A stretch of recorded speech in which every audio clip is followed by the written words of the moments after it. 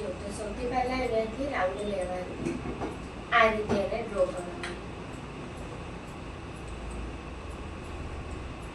Round draw કર્યા પછી અહીંયાથી કર્વ લાઈન લેવાની. કર્વ લાઈનમાં કેવું થાય કે જ્યારે આપણે લાઈન ડ્રો કરીએ તો આવી રીતે એને શેપ આપી શકીએ, બરાબર, પણ ઓનલી 2 ટાઈમ. થર્ડ ટાઈમ આપણે અહીંયા શેપ આપવા જઈશું તો અપાય જ નહીં, કારણ કે અહીંયા ફ્રીઝ થઈ ગયું. પછી ખાલી તારે એને હટાઈને અહીંયા મૂકવું હોય તો મૂકી શકે. તો કેવી રીતે?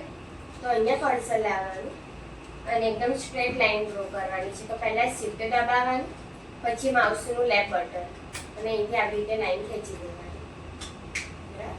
પછી અહીંયા સાઈડમાં ક્લિક કરી રાખવાનું, બટન છોડવાનું નહીં. બટન છોડી દઈશ તો શેપ નહીં અપાય, બગડી જશે, બરાબર. તો આવી રીતે ખાલી 1 ટાઈમ ક્લિક અને અહીંયા સેકન્ડ ટાઈમ, આ રીતે એનો એક શેપ બનશે, ખબર? શું કરીશું? અહીંયાથી શિફ્ટ બટન અને લાઈન આ રીતે, પછી 1 ટાઈમ અહીંયા ક્લિક અને બટન દબાઈ રાખવાનું. એક વખત અંદરની તરફ ને એક વખત અહીંયા બહારની તરફ, બરાબર. હવે આપણે આને કોપી કરીશું. તો સૌથી પહેલા સિલેક્ટ કરવાનું, સિલેક્ટ કરીને આખો પાર્ટ કવર કર્યા પછી કંટ્રોલ C અને કંટ્રોલ V, એટલે કોપી પેસ્ટ. હવે કોઈ વખત એવું થાય કે પાછળનો પાર્ટ નાડી દેખાય. અહીંયા છે ને ટ્રાન્સપરન્ટ સિલેક્શન છે, જે બંધ હશે ને પાછળનો પાર્ટ નહીં દેખાય, હાઈડ થઈ જશે. તો ક્લિક કરવાનું, નાના ઉપર ક્લિક આપી દેવાનું ટ્રાન્સપરન્ટ પર, એટલે દેખાવા લાગશે. પછી શું કરવાનું? એને ઓપોઝિટ કરી દેવાનું.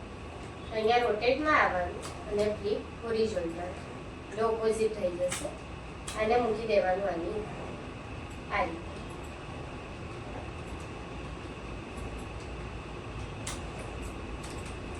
પછી અહીંયાથી હું ફરીથી રાઉન્ડ લઈ લઈશ. તો રાઉન્ડને આ રીતે ડ્રો કરી દેવાનું.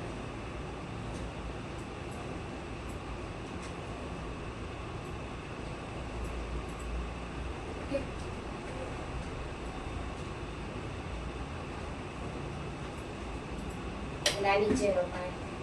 હવે શું કરવાનું? નીચે જે ફ્લાવર્સ બનાવવાના છે, તો અહીંયા બ્રશ ટૂલ છે. આ જે બ્રશ લખ્યું છે એમાં ફર્સ્ટ નંબરનું બ્રશ લેવાનું. બ્રશ લઈને ખાલી માઉસ નીચે જ લાવવાનું છે. કીબોર્ડની અંદર આ કંટ્રોલની કી અને આ પ્લસની કી જોડે દબાવવાની, એટલે બ્રશ મોટું થશે અને માઇનસમાં લાઈટ, બરાબર. આટલું મોટું થશે, એનાથી વધારે નહીં. તને લાગે એટલું લઈ દઈશ. આટલું કરીને અહીંયા કલર્સ આપેલા છે, પણ મને અહીંથી નહીં જોઈતા, મને બીજા કલર્સ જોઈએ છે. તો અહીંયા આવવાનું એડિટમાં, એડિટની અંદર મળી જશે બધા જ છે. ઇવન તને જાતે કલર બનાવવો હોય તો અહીંયાથી તું બનાવી શકીશ. જો આ જે લાગે લઈ લેવાનું. તો અહીંયાથી હું લઈ લઉં છું આ પિંક કલર અને ઓકે. ખાલી 1 ટાઈમ અહીંયા ક્લિક કરી દેવાનું. પછી હું ફરી એડિટમાં જઈશ અને ડાર્ક કલર લઈ લઈશ. પછી કંટ્રોલ પ્લસ થોડું મોટું કરવાનું છે. એને ફ્લાવર હોય ને એ રીતે શેપમાં મૂકી દેવાનું.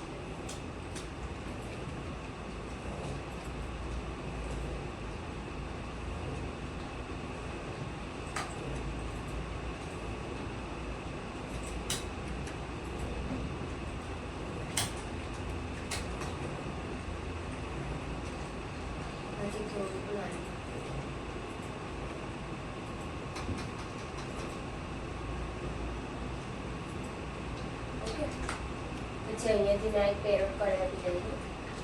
આનું અંદર મૂકી દઈશ.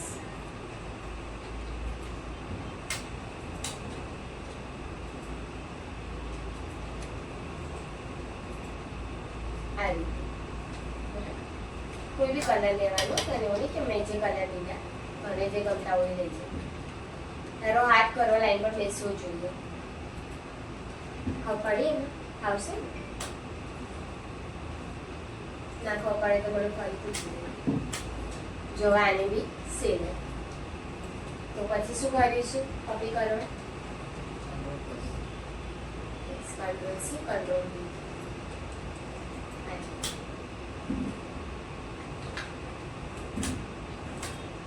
પછી ખાલી એટલું કંટ્રોલ વીજ આપવાનું એટલે ઓટોમેટિક આવશે.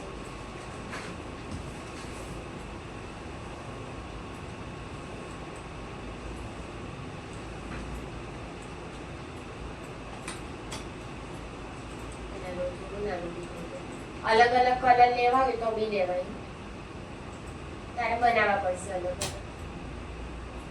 આ રીતે આટલું કરીને અહીંયાથી ફરીથી હું કરવા લાઈન લઈશ અને આ બ્રાઉન કલર લઈ લઈશ. અહીંથી લઈને અહીં સુધીની લાઈન ખેંચી દેવાની અને આ રીતે એને શેપ આપી દેવાની.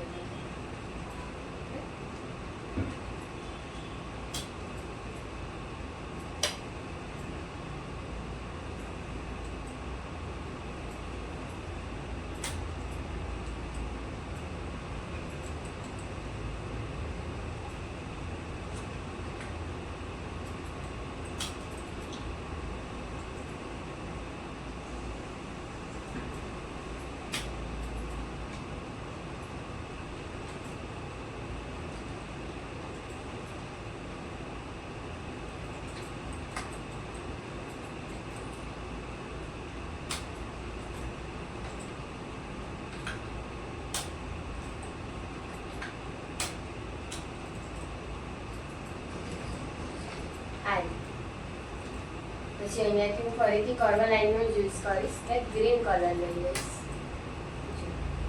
હવે મેં આવી રીતે છે આંધળી કરી દઈશ.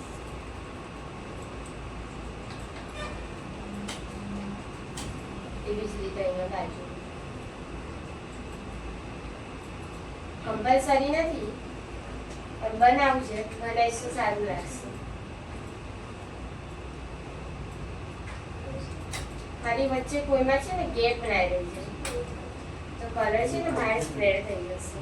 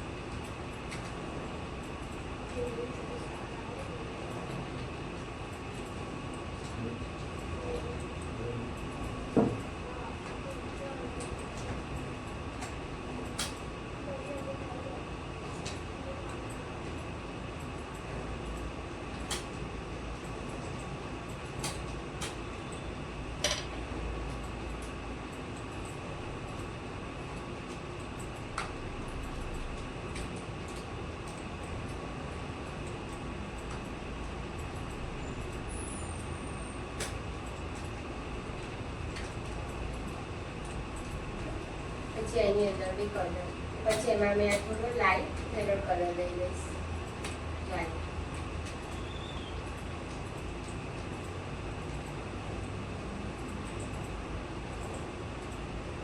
પછી અહીંયાથી હું થોડુંક આ રેડ કલર લઈ લઉં અને બ્રશ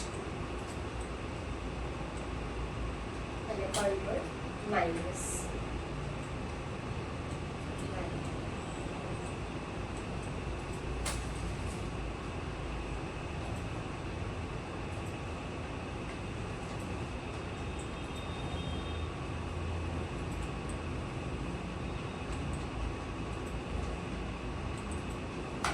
અહીંયાથી ફરીથી કરવા લાઈન અને બ્રાઉન કલર.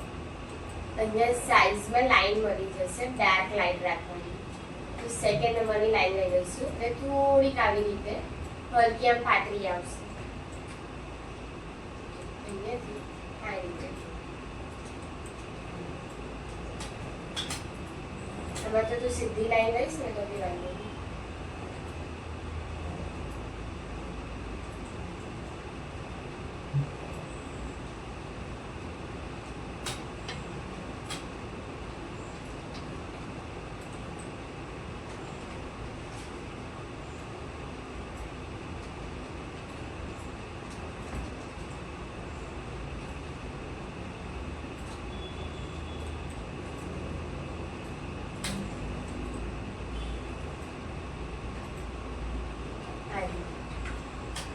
અહીંયાથી ફરીથી હું બ્રાઉન કલર લઈ લઉં છું અને ફીલડી કલર અહીંયા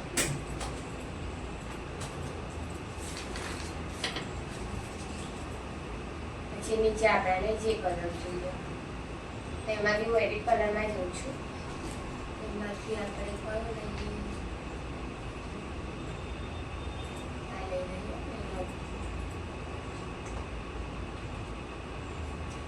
પછી અહીંયાથી મેં ઓરેન્જ કલર લઈ લઉં છું. ઓરેન્જ બી નહીં, રેડ જ નાખી લઈએ. રેડ આવી અહીંયાથી મેં હાર્ટ સેટ કરી દઈશ. આ રીતે બધા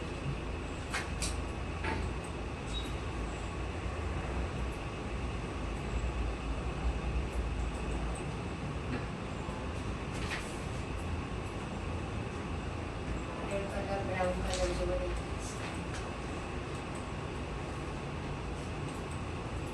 પછી એમાં બી કલર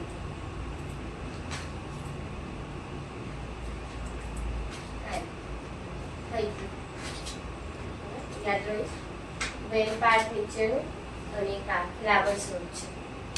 હવે બનાવતા આખું કાઢી દઉં ત્યાં તો મોડે બનાવી દઈશ.